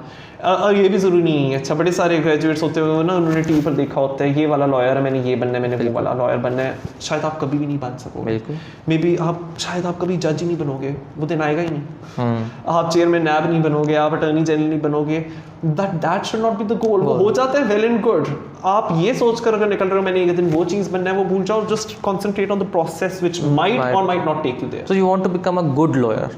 So once you're a good lawyer, वो है जिसकी, जैसे मैंने कहा, ओरिजिनलिटी ऑफ थॉट है, जिसकी स्किल्स, जिसकी यू नो स्पीकिंग स्किल्स, बड़े अच्छे स्पीकिंग स्किल्स, ये मैं मिस आउट कर गया। बहुत ज़रूरी है, should be able to speak, and again I think English literature is very useful there. वो इस तरह से कि इवन अगर आप एक लॉ स्टूडेंट भी हो ना, try to participate in extra curricular activities. मतलब लॉ मूट कॉम्पिटिशन्स तो होते थे, very popular among the law students, legal debates वो सारी चल रही होती हैं, MUNs वगैरह, ठीक है, वो भी ज़रूर करो। मैं कहता हूँ बिल्कुल लॉ से अनरिलेटेड चीज़ें भी करने को मिले, वो भी कर लो। By which I mean theatre, play. मुझे याद है, I as a student, so I was very bad at sports and all, तो वो वाली तो एक्स्ट्रा करिकुलर एक्टिविटीज़ में मैं इतना नज़र नहीं आता था। कोई अगर मेरे स्कूल में मुझे पता चल रहा है कि ड्रामा हो रहा है, कोई प्ले हो रहा है, तो थिएटर रिलेटेड चीज़ें मैं सबसे आगे लाइन में खड़ा हो जाता था, मुझे रोल ऑडिशन में मिल भी जाता था फॉरन। And I used to do that for my own self कि your speech should be clear, your pronunciation of words should be very good। और मैं ये बहुत करता हूँ कि if I'm unsure कि ये वाला word किस तरह से pronounce किया जाए, इस तरह एक word है hegemony। मुझे I remember I had issues with that particular word। आप hegemony कह रहे हो, hegemony कह रहे हो, I googled it, how to pronounce hegemony pronunciation, so hegemony, I believe, I hope I'm still pronouncing it right, but I tried doing that। और मेरा एक और तरीका होता था पढ़ने का as a student, मेरे इर्द गिर्द के लोग ये जानते हैं, मैंने किताब पकड़ी होती थी मेरी, जो स्मिथ एंड होगन है या मेरी टॉट लॉ की बुक है, मैं ऊंचा ऊंचा रीड कर रहा होता था, and people did not understand कि क्यों, दिल में पढ़ो। मैं आज उनको कहता हूँ आई डिड दैट बिकॉज मैं अपनी स्पीच पे वर्क कर रहा होता था। It should be clarity, it should be crisp when you are speaking, लोगों को समझ आए। सो आई थिंक एक लॉयर के लिए words and voice, you know, having your voice, it's very important. So work on that, and उसके ऊपर तो आपको एग्जामिन ही नहीं किया जाता। सो ये थोड़ा I think it's a bit unfortunate. So अभी जब मैं पढ़ा रहा था तो I used to ask my student कि यार इसे छोड़ो, किताब को छोड़ो। I was teaching public interest litigation, I told them कि यार इसको छोड़ दो, किताब तो है ही नहीं, इस बेयर एक्ट कॉन्स्टिट्यूशन को भी छोड़ो, let's just come on the podium and try to talk in English. And they were very hesitant. कई दफ़ा मैं बच्चों को कहता था इधर आओ, तो लास्ट ईयर स्टूडेंट्स हैं, दे आर लाइक सर हम अपनी सीट पे खड़े होकर बात कर लेते हैं. लाइक क्यों भाई सर, उधर आते हुए ना हेजिटेशन बहुत हो रही है. बिल्कुल. कॉन्फिडेंस बिल्डिंग इज की. And I was telling them क्या ये वही स्टूडेंट हैं जिनके साथ तुमने 5 साल गुजारे हैं, इन्हीं के साथ तुमने नीचे जाके हंसी मजाक करना है, शायद किसी को छेड़ोगे, किसी से बात करोगे, you might be dating someone from the same class. अब इनके सामने बात करते वक्त प्रॉब्लम क्या है? लाइक सर हमारे पे ये स्किल सेट अप्लाई नहीं ना हो रहा क्योंकि हमने ये किया नहीं है. टीचर लाइक क्या है, तुमने इतने ग्रेड लेने, तुम पास हो जाओगे, 5 साल की डिग्री कंप्लीट करनी है, 3 साल की कंप्लीट करनी है, लाइसेंस लेना, तुम वकील बन गए हो. How would you become a lawyer कि अगर तुम अपने ही लोग अपनी ही कम्युनिटी के सामने नहीं बोल पा रहे, जी, completely strangers who can actually scold you in front of everyone कि तुम बोल क्या रहे हो, तो क्या करोगे? तो इस चीज़ पे जज ही नहीं किया जा रहा उनको, जो प्रैक्टिकल स्किल्स हैं उनके. I believe you're a lawyer of course, वहाँ तो फिर you have to be, because बड़े लोग कहते हैं ना हम डेस्क वर्क करेंगे, हम तो वो रिसर्च वर्क करेंगे, हम वो लीगल रिसर्चर्स बनेंगे, बट हम वो कोर्ट कचहरी वाले lawyer. Even so I think how you speak, because आपके सामने क्लाइंट आ रहा है, आप एक डेस्क जॉब ही कर रहे हो, ऐसा आपने उनको तो कन्विंस करना है कि they are at the right place.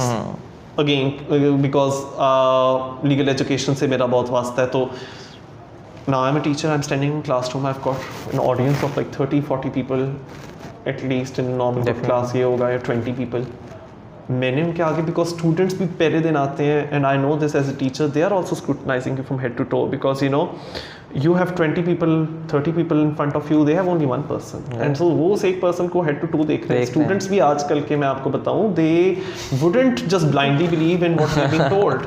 वो उनको बड़ा मज़ा आता है. उनमें से कुछ students मैंने वाकई ऐसे देखे, they love cross questioning the teacher, and they like teaching they like catching the teacher unaware. Yes. वो ऐसा सवाल पूछ लेंगे, वो यहाँ से चेक करेंगे कि ये is this a reality या ये बस ऊपर से है, you know, surface level के ऊपर पढ़ा रहे हैं. I've had students like that myself, and I really appreciate it when they do that. They bring up a question जो कि बिल्कुल किताबी किस्म का नहीं होता, जो बिल्कुल hypothetical theoretical नहीं होता, but वो कहीं ना कहीं से आ रहा है दुनिया के किसी कोने से. मैं याद में UK पब्लिक लॉ पढ़ा रहा था और उसमें डेवोल्यूशन की बात चल रही थी, तो अभी तक मैंने बात पढ़ाई नहीं थी, तो कोई स्कॉटिश डिवॉल्व्ड एडमिनिस्ट्रेशन जॉन्स किया, उसके हवाले से मेरे आगे सवाल ले आया जो अभी तक क्लास से कवर ही नहीं हुआ था. और वो ऐसी बात लेकर आया था जो कल परसों रिपोर्ट हुई थी मीडिया में. तो मैंने दिल में ये चीज़ अप्रिशिएट की ना, this is someone who has done the research. Good, शुक्र है. और मैंने भी, क्योंकि मैं किस्मत मेरी एक ये I think, and this is another skill that you can try to work on. मेरा एक ये ड्यूटी होती है, मैं हर सुबह उठता हूँ ना, guardian.com पर जाओ, पता करो दुनिया में क्या चल रहा है, फिर बाद में तुम जाओ don.com पे, पाकिस्तान में क्या चल रहा है, डू दैट. तो क्योंकि मैंने वो किया हुआ था, तो I could answer back right away. और कोई ऐसा नहीं कि टीचर और स्टूडेंट के बीच में कोई कॉम्पिटिशन चल रहा है. It's all happening in a very good cordial environment.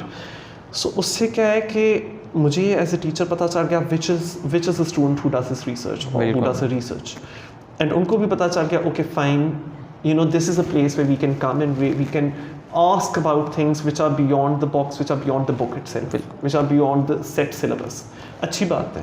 अच्छा, when I was teaching and I'm still teaching, तो मैं अपने स्टूडेंट से कहता हूँ कि सुबह उठ के अखबार पढ़ लो. That's what my father used to tell me कि यार तुम्हारे, he was a senior reporter of Geo News, तो used to ask me कि सुबह अखबार आते हैं, तुमने डॉन पढ़ा, और डॉन तुमने शीशे के आगे खड़े होकर पढ़ा कि नहीं. लाइक तब हम भी मतलब we belong to the same community. Like अब क्या, कौन सुबह उठ के शीशे के आगे ये चीज़ पढ़ता है. तो I use to ask my students, क्या तुमने आज का अखबार पढ़ा है? सो आप पब्लिक इंटरेस्ट लिटिगेशन पढ़ रहे हो, और अगर पब्लिक इंटरेस्ट लिटिगेशन आप पढ़ रहे हो और आप पाकिस्तान में रह रहे हो, तो you have us every like president every single day. आपको डेली कोई ना कुछ नया सुनने को मिला, क्योंकि सियासी थिएटर लगा हुआ है, कुछ ना कुछ चल रहा है. तो they were not very aware, and they were like sir ये चीज़ें तो बात की हैं, ये तो बाद में जाकर आएंगी. अभी हम किस तरीके से, अगर मुनीब कादिर साहब पॉलिटिकल कमेंटेटरी कर रहे हैं, तो हमारा तो लेवल ही कोई नहीं है, हम किस तरह बात करें. तो इस चीज़ से बताइए कि how important it is that you should be very aware of the current political and international political affairs. बिल्कुल, आई थिंक कि in particularly again if you in the legal field ना, तो law goes hand in hand with politics. तो बड़ी दफ़ा कहते हैं जी politics को लॉ में नहीं इन्वॉल्व होना चाहिए. ऑफ कोर्स एक जज के कोर्ट रूम में नहीं होना चाहिए. जज should not be politicized, we all know that. But at the same time awareness is something else. You should be aware of the political context. Why? Because law does not operate in a vacuum. Legal questions do not arise in a vacuum. Yes. They always arise within the context of their socio-political, the dynamics that are operating. And so अभी बल्कि आपने पूछा था कि literature का क्या ताल्लुक law से, आई बिलीव ये बहुत ज़्यादा होता है कि आप कोई भी लिटरेचर के अंदर क्या होता है, आपको क्लासिक्स पढ़ाई जाती हैं, आप कोई प्ले पढ़ रहे हो, नॉवल पढ़ रहे हो. I think every novel, every play operates with in its own socio-political climate. और आपको एक नॉवल रीड करते हुए सिर्फ वर्ड्स के ऊपर कमांड नहीं मिल रहा, आपको वो पर्टिकुलर टाइम पीरियड जिसमें वो स्टोरी सेट हुई हुई है, जिसमें वो कैरेक्टर्स बिहेव कर रहे हैं इन अ सर्टेन वे, वो क्यों इस तरह से बिहेव कर रहे हैं वो पता चलता है. एंड सो एक कोर्ट रूम के अंदर भी हम कहते हैं ना कोर्ट रूम ड्रामा, सो एक कोर्ट रूम के अंदर भी क्या है, कैरेक्टर्स है, वो अपने अपने वॉक ऑफ लाइफ से आ रहे हैं. And somehow they are being influenced by the wider political climate, by the wider political environment, जिसके अंदर वो ऑपरेट कर रहे हैं, and that is influencing not just their behavior and their decisions but also their lives. And so you need to be aware of that. So and अब एक और बड़ा एक niche area है, अगर एक prospective lawyer उसमें practice करना चाहते हैं, if they want to explore their avenue, वो है international law. बिल्कुल. And अगर मुझे एज ए political commentator बुलाया जाता है, बहुत दफ़ा मुझे international issues बुलाया जाता है, क्योंकि हुआ इस तरह से था 2017 में पहली दफ़ा कोई इंडियन चैनल पे आ गया था, वो भी सीधा अर्नब गोस्वामी के प्रोग्राम में. So I had to score my points as a panelist from Pakistan. But अगर मुझे पता ही नहीं है दुनिया में क्या हो रहा है, if I want to draw parallels, अगर मुझसे जो कश्मीर इशू का बात की जा रही है, अगर कहीं दुनिया में और कोई सेल्फ डिटर्मिनेशन के राइट्स के हवाले से मूवमेंट चल रही है, मैंने वहाँ से कंपेरिजन ड्रॉ करना है. नॉर्दर्न आयरलैंड में चली थी बड़ी, वहाँ क्या हुआ था, क्यूबेक के अंदर जो सेपरेटिस्ट मूवमेंट है कनाडा में, मुझे ये बातें अगर पता ही नहीं है, मुझे पता ही नहीं कि इस वक्त क्या कॉन्ट्रोवर्सीज छिड़ी, तो मैं किस तरह से आकर अच्छा कमेंट कर सकता हूँ, वो तो फिर दूसरी साइड जीत जाएगी. तो इसीलिए इतना अहम है. अब आप ये देख लें, पाकिस्तान में शहबाज गिल एक टॉपिक बना हुए हैं, यहाँ फ्लड्स हैं, यहाँ हमारे ऊपर एक नेशनल नेचुरल इमरजेंसी डिक्लेयर हुई हुई है, बट उसके बीच में एक ये टॉपिक भी आया हुआ है शहबाज गिल, और ये हेडलाइंस हर जगह पे चल रही हैं. It's very political but it's also very very legal because इसके अंदर आप टॉर्चर की बातें कर रहे हो. He is claim that he is being tortured. Does Pakistan have laws on torture? What are Pakistan's commitments under international law on prohibiting torture, for example? Has Pakistan implemented those obligations under international law? अब ये वाला भी सवाल. Remand का लोग पूछते हैं इतनी देर जेल में क्यों रखा हुआ है इसको, पुलिस में क्यों रखा हुआ है? तो ये बातें किधर जानी है, अदालतों में रिजॉल्व होनी है. अब देख रहे हैं पंजाब की पूरी गवर्नमेंट चेंज होगी, कहाँ से चेंज हुई? अदालत ने एक लीगल नुक्ते के ऊपर एक पॉइंट मेक कर दिया, तो पूरे का पूरा जो सियासी निज़ाम है उसका तख्ता ही पलट गया. सो you need to be aware of the political to be aware of the legal. आपने public interest litigation की भी बात छेड़ी. मैं हमेशा ये कहता हूँ the political is legal to some extent or the other, because public interest litigation के थ्रू आप क्या कर रहे हो, आप filter out कर रहे हो the legal aspects of a very political, of a very social issues. You can think about अभी मैं बल्कि ये पायलर नाम की एक ऑर्गेनाइजेशन है फॉर लेबर राइट्स, उन्होंने बहुत पब्लिक इंटरेस्ट लिटिगेशन की है बहुत वेरीड इशूज़ के ऊपर, जो कि एकदम से आपको लेबर राइट से रिलेटेड लग भी नहीं सकते, कि जी जो गरीब बच्चे हैं फ्री एजुकेशन फॉर देम. उन्होंने 2011 के अंदर कॉन्स्टिट्यूशन का एक आर्टिकल 25A उठाया था और कहा था कि स्कूल जो सिंध में हैं वो फराहम करें फ्री एजुकेशन. वो अदालतों में ये चीज़ है कि कॉन्स्टिट्यूशन राइट है कि बच्चों को ये अवेलेबल होना चाहिए. तो फिर एक एक्ट आ गया सिंध के अंदर जिसने कि रिक्वायर किया कि private schools will have to provide free education to 10% of the admissions, those who are most in need. So what was the impetus for this reform? What was the catalyst for change? It was a social movement which then turned into a legal issue in a court of law, and then it had a political outcome. It turned into a law. It went to the parliament, and then it had a political outcome. So you need and then to be very back to the social circle. It's like a center complete में law circle. है, बीच में law है. आप इसी तरह से पाकिस्तान के अंदर भी क्या हो रहा है कि जो PTM गवर्नमेंट कुछ करती है, PTI उसके खिलाफ अदालतों में जाता है, PTI कुछ करती है तो PTM अदालतों में जाता है, तो अदालतें कहीं ना कहीं तो फिर आएंगी. So you cannot look at the law in a vacuum. ठीक. बुक रीडिंग कितनी इंपॉर्टेंट है एज अ लॉयर? आप खुद बहुत ज़्यादा किताबें पढ़ते हैं. बहुत.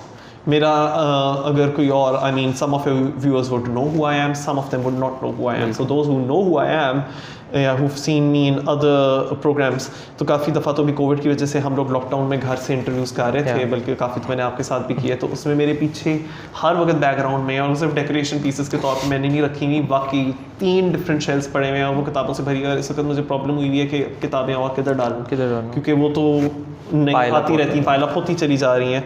सो मैं रीडिंग को इसलिए बहुत अहम समझता हूँ because what are words, what are books, their ideas, you know, they are thoughts. So आप किसी और की थॉट ले रहे हो, एंड एक थेरी है मेरी डेथ ऑफ द ऑथर वाली कि एक ऑथर ने एक चीज़ लिखती, समझो ही इज डाइड, वो मर गया, वो बस हट गया, अब वो किताब है, उसके वर्ड्स हैं और आप हो। What does that book really mean depends on the meaning that I'm bringing to it. What am I bringing to that book? Now the author can't bring any more, nikal gaya, he's out of the equation.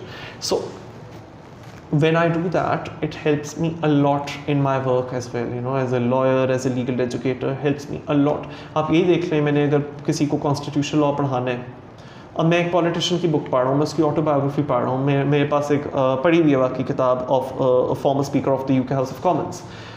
उसको law का नहीं पता, उसने law नहीं पढ़ा मेरी, बल्कि उसके साथ एक गुफ्तगू भी हुई थी कुछ महीने पहले with that very person, and he said बल्कि you know the law more than I do. Someone who's seen such a high position, he had been the speaker of the UK House of Commons for 10 years, and he's telling me, no, you know more about law, the legal perspective, the legal aspect of this than I do. मैंने तो सिर्फ political point of view से बताया, but मेरे लिए बहुत बड़ा फ़ायदा ये था कि when I read that person's autobiography, in my own classroom, in my own work as a constitutional law teacher, I was able to draw from that person's experiences and bring it to the classroom. So, और उसी तरह से भी मैंने recently मैं observe कर रहा हूँ, मैंने बड़े सारे words हैं उनके meaning सीखे हैं. मुझे वो वाले words के meanings नहीं आते थे. मैं overall context में समझ आता था इसका मतलब क्या होगा, but in isolation I could not tell. So when you read, your vocabulary increases, and वही वाली बात है, बहुत दफ़ा I've seen myself in that situation. Even on मैं इंडियन मीडिया पे होता था, मुझे एक बात का बड़ी दफ़ा पता होता था दिल दिल में, मेरी आर्गुमेंट को बड़ी स्ट्रॉन्ग नहीं है. I used to be aware of my own weaknesses, but how well can you cover it up. वहाँ वर्ड्स मेरे काम आते थे कि अगर मैंने बहुत अच्छे वर्ड्स इस्तेमाल कर लिए और एक कॉन्फिडेंस के साथ मैं बोल रहा हूँ, अगले को पता ही नहीं चलेगा कि मैं खुद कहीं ना कहीं कच्चा हूँ. मैं भी वो कच्चापन उसको नजर नहीं आ रहा होगा. सो आई थिंक कि this is what, and reading also instils patience in you, and patience is very very important for a lawyer, very important. You know, even अदालत में भी आप देख रहे हो दूसरी साइड से आर्गुमेंट आ रही है, and that is going completely against your narrative. And that is what, you know, legal argument is about, building narratives. How well can you frame your narratives from, you know, the paperwork that you're doing, जो आप paper submit कर रहे हो, जो आप document submit कर रहे हो, जो आपके क्लेम्स हैं एक केस के अंदर, वो आपने कैसे फ्रेम किया. आप जज के आगे पुटिंग इट टू द जज. अब जज को कौन सा नैरेटिव ज़्यादा कन्विंसिंग लग रहा है, तो वहाँ आपकी राइटिंग स्किल्स आते हैं. You can not be good writer if you can not be good reader. ठीक है सर, इस सारी डिटेल डिस्कशन का मकसद ये था कि हम अपने स्टूडेंट्स और जो व्यूअर्स हैं उनको बताएं कि क्यों ज़रूरी है, कि किन स्किल सेट का होना ज़रूरी है. It's not only about the degrees, it's about the skill sets. तो अब हम वापस अपने उस टॉपिक पे आएँ, एक्सटर्नल लॉ और लोकल लॉ को. तो एक एस्पेक्ट था फाइनेंशियल एस्पेक्ट, तो उसको भी मैं चाहूँगा, चूँकि आप खुद उस फील्ड से बिलोंग भी करते हैं, आप काफ़ी ज़्यादा इंस्टीट्यूट के पैनल्स के ऊपर भी हैं, तो आप बताइए कि क्या डिफरेंस है. So the audience who want to like जज क्या मैंने लोकल प्रोग्राम में जाना है या एक्सटर्नल प्रोग्राम में जाना है, तो किस तरीके से financial difference, they want worth for their money, how are we going to get it best. देखिए, ये तो मजाक होगा अगर मैं कहूँ कि कोई फ़र्क नहीं पड़ता. दोनों की कॉस्ट्स में बहुत बड़ा फ़र्क पड़ता है, because external degrees are very expensive.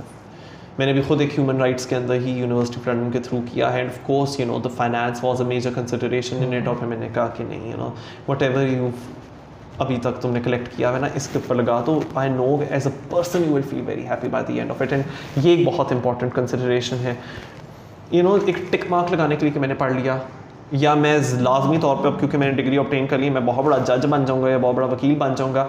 That's no, how is this important to you as a person, as a human being? Are you going to feel complete?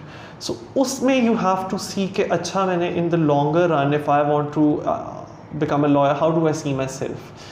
If you feel ke you are going to realize your potential to the fullest by studying the external program, then be prepared. The money is, amount is exorbitant. It's very high.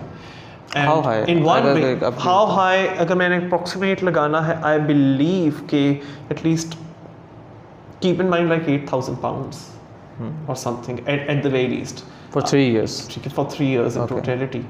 And divide that by आप 8,000 से भी ज़्यादा अगर होगा तो 2,500 pound तो साल का आपका लग ही गया, लग ही which जाएगा। again is a very very high amount. And so you have to consider कि I might not be studying abroad myself. मैं फिजिकली नहीं जा रहा तो उस तरह से आप काफ़ी ज़्यादा कॉस्ट बचा भी रहे हो। उधर अकोमोडेशन का बड़ा खर्चा होता है, उधर रहन सहन का, उधर एक्सपेंसेस का बहुत होता है। You know saving up on that. You're definitely doing it. Okay. But you have to be aware कि nonetheless कोर्स की ही बहुत ज़्यादा फ़ी है, और फिर आपको उस यूनिवर्सिटी के इंस्ट्रक्टर्स डायरेक्टली इंस्ट्रक्ट भी नहीं कर रहे हैं, उसके ऊपर आप फिर डाल रहे हो इंस्ट्रक्शन के लिए। अब तो जो मैंने कहा है कि हमारे बार काउंसिल की जो अब तो जाना ही जाना। Go to an affiliate centre, वो भी फिर अच्छा खासा चार्ज कर रहे हैं। ठीक है, अब वो उनका कितना है वो सेंटर टू सेंटर डिपेंड करता है, बट वो भी लाखों में आपके पैसे उधर लग जाते हैं। You have to see which center gives me best value for my money. Best value for money में सिर्फ ये नहीं कि सस्ता है, अगर वो बड़ा सस्ता है वो सेंटर, बट अगर टीचर्स या स्टाफ इतना एक्सपीरियंस नहीं है, या एक्सपीरियंस को भी छोड़ दें, मैं बड़े इतने न्यू टीचर्स को देखता हूँ, they much better than the so called experience ones, वो भी बात नहीं है, बट स्टाफ कितना अच्छा है, how effective are they in communicating these programs in making the student feel confident कि yes I've learned it, ये भी आपको देखना पड़ेगा। वो उसकी रेपुटेशन कितनी अच्छी है, उधर क्वालिटी कितनी अच्छी है एजुकेशन की। बट वो जौन सा भी आप अफिलिएट सेंटर में जाओगे उनकी अच्छी खासी फ़ी होती है, और फिर वहाँ आपने उनको सिक्योरिटी डिपॉजिट भी देना है, आपने उनको फ़ी भी देनी है, आपने यूनिवर्सिटी ऑफ लंदन को भी आप क्रेडिट कार्ड के थ्रू पे करते चले जा रहे हो, और आप इंस्टॉलमेंट्स नहीं कर सकते हो। दे हैव अ पे एज यू गो ऑप्शन, सो ज़रूरी नहीं कि मैंने ऑप्शन में ही एडवांस में उनको सारी की सारी पेमेंट कर दी है। आप अगर आपने 2 मॉड्यूल्स पढ़ने हैं इस टर्म में, आप उतना दे दो, सिर्फ 2 मॉड्यूल्स का दे दो, बाकी मॉड्यूल्स का आप उसका देना जब आप उनके लिए रजिस्टर करोगे तो चलिए ये एक फ्लेक्सिबिलिटी आ जाती है, ऐसे कहते हैं distance and flexible learning. But you have to be ready कि by the end of it, and अगर आपने लाइसेंस भी ऑब्टेन करना है, फिर आप सोच रहे ना कि आपने गैट लॉ भी सेट करना है, आपने कोई सी लॉ एग्जाम करना है, अगर आपने आप एक्सटर्नल स्कूल तो और आपके खर्चात आ गए, अगर आपने बाहर से डिग्री की थी वेरिफिकेशन के कोई 25,000 रुपये लगेंगे, करते कराते आप सोचोगे कि शायद इतना तो मैं कमा नहीं सकता जितना मैं लगा बैठूंगा। दैट वही वाली चीज़ है, education never goes to waste. Eventually you will get returns. I don't know how, there is no hard and fast formula, but आपको मिल जाएगा, इत्मीनान कर लें। Education is the best investment you can make right now in this very complex day and age that we living in. Local programme of course इसके मुकाबले में बहुत सस्ती है फाइनेंशियली, लेकिन इन इट्स ओन राइट वो भी कोई सस्ती नहीं है। आज तालीम है ही महंगी और हो ही महंगी गई है। फिर लोग स्कॉलरशिप ऑप्शंस के लिए देखते हैं, if there something which sets you apart, आपने कोई एक्स्ट्रा करिकुलर एक्टिविटी की होगी जिसने आपके कोई कोई मेटल, आपका कोई मेरिट प्रूफ किया हुआ है, तो आप उस तरह से स्कॉलरशिप सीख कर सकते हो। If you are an exceptional student, you had exceptional grades, तो each one of them external programme का यूनिवर्सिटी फ्रंट की वेबसाइट पर चले जाओ तो उनका london.ac.uk/LLB, वहाँ फीस का एक सेक्शन होगा, क्लिक करें उस पर, स्कॉलरशिप ऑप्शंस उधर लिखी होंगी, explore that, C if you fit, if you can avail it well and good, if you can't, and again cost benefit analysis करके you've come to the conclusion no, I believe I am going to gain something out of it and I will make something out of my life, out of my career, go for it. Double thoughts मत रखो, कर लो, scholarship ना मिले, cost की problem आ भी रही है, instalment से पे कर करके, if you can manage, I think don't rule it out, pursue it, definitely go after it. The ultimately चाहे आपने लोकल प्रोग्राम किया है, चाहे आपने एक्सटर्नल प्रोग्राम किया, आप कौन से सेंटर में जाके पढ़ रहे हो, कौन से में नहीं पढ़ रहे, doesn't matter. What matters is you yourself. जिस तरह मैंने आपको कहा है कि when I was a student and I think they are much better students than me, but at least मेरा ये होता था फोकस कि यार आप इधर आ गए हो, आपके इर्द गिर्द हर किस्म का स्टूडेंट है, आपके इर्द गिर्द वो बुली टाइप्स भी हैं, बिल्कुल स्टूडियस टाइप्स भी हैं, वो वाले भी हैं जो एक्स्ट्रा करिकुलर भी करते हैं, कॉन्सर्ट भी करते हैं, और येट वो पढ़ाई में भी बड़े अच्छे, हर किस्म के लोग हैं। That's all noise, focus on your self, how to make the best of the opportunities you have right now, ultimately it boils down to you। तो मुझे मैं वाकई ये कह सकता हूँ with 100% certainty, मैं जॉन्सी सेंटर में होता मेरे NPE ग्रेड्स आने थे, ज़ीरो रिग्रेट्स। मैं ये बैठ के नहीं सोचता, कुछ सब्जेक्ट्स थे जिनमें मैं मेयर पास किया था, किसी में डिस्टिंक्शन आ गया, बट मुझे ना मेयर पास के ऊपर कोई रिग्रेट है, ना मुझे डिस्टिंक्शन के ऊपर लगता है मैंने कोई बड़ा कमाल कर दिया। मैंने सारों पे उतना ही पढ़ा था, मुझे नहीं समझ आई कि जिसमें मेरा महज पास है वो महज पास में मैंने डिस्टिंक्शन आए में कौन सा कोई बहुत ही कोई झंडे गाड़ लिए। Because your focus was to learn something ना, नॉट टू गेट मेरा ये ग्रेड्स। होता था, मेरा तो माइंडसेट था कि यार अगर पास नहीं हो रहे something is wrong with you, pass हो जाओ, पास हो जाओ। अब डिस्टिंक्शन आनी हो मुझे मैं नहीं गारंटी कर सकता और ना मैं कर सकता था। I didn't use to care much about the grades, अच्छा, I used to care about the process. You should know that you did not waste any time. You did not let yourself down. मैं बड़ा confident होता था इस चीज़ के ऊपर कि मैंने बहुत पढ़ा है। तो अगर एंड पे फिर भी आप सिर्फ पास ही हो रहे हो बट आपने पढ़ा बहुत ज़्यादा है, you're satisfied. I did the best. Yeah. So why have regrets? Now move on, upwards and onwards. आगे there's an ocean of possibilities. Go explore that. बिल्कुल ठीक है sir, thank you so much. हमने इसमें अपने LLB के लिए external programme और लोकल प्रोग्राम को डिस्कस किया है। मैं चाहूँगा इसके नेक्स्ट पार्ट में हम LLM और बार एट लॉ को भी डिस्कस करें, ठीक है? Definitely. Thank you so much sir. बहुत ही इम्पोर्टेंट टॉपिक था कि LLB जब आपने करना है तो एक्सटर्नल लॉ में जाना है या लोकल प्रोग्राम में जाना है, जिसको एडवोकेट मुनीब कादिर साहब ने बहुत ही खूबसूरती और बहुत ही डिटेल में एक्सप्लेन कर दिया है। हमने दोनों प्रोज एंड कॉन्स को डिस्कस किया है, दोनों प्रोग्राम्स को। एक चीज़ वाज़ह तौर पर बता दी गई है कि लोकल प्रोग्राम में 3 साल लॉ अब बिल्कुल भी नहीं रहा। आदर आपने 5 साल लॉ करना है लोकल प्रोग्राम या आपने 3 साल एक्सटर्नल प्रोग्राम करना है। उसकी सारी डिटेल जिस वीडियो में डिस्कशन की गई है, उम्मीद करता हूँ उससे आपको बहुत ज़्यादा बेनिफिट हुआ होगा और अब आपके लिए ये ऑप्शन चूज़ करना बहुत आसान होगा कि आपने लोकल लॉ में जाना है या एक्सटर्नल लॉ में जाना है। आने वाली वीडियो में हम डिस्कस करेंगे कि LLM करना बेहतर है या बार एट लॉ करना बेहतर, और क्या दोनों में से कुछ करना बेहतर है भी या नहीं, और उसको डिस्कस करने के लिए हमारे साथ मौजूद रहेंगे मुनीब कादिर साहब। तब तक के लिए मुझे दीजिए इजाज़त। अल्लाह।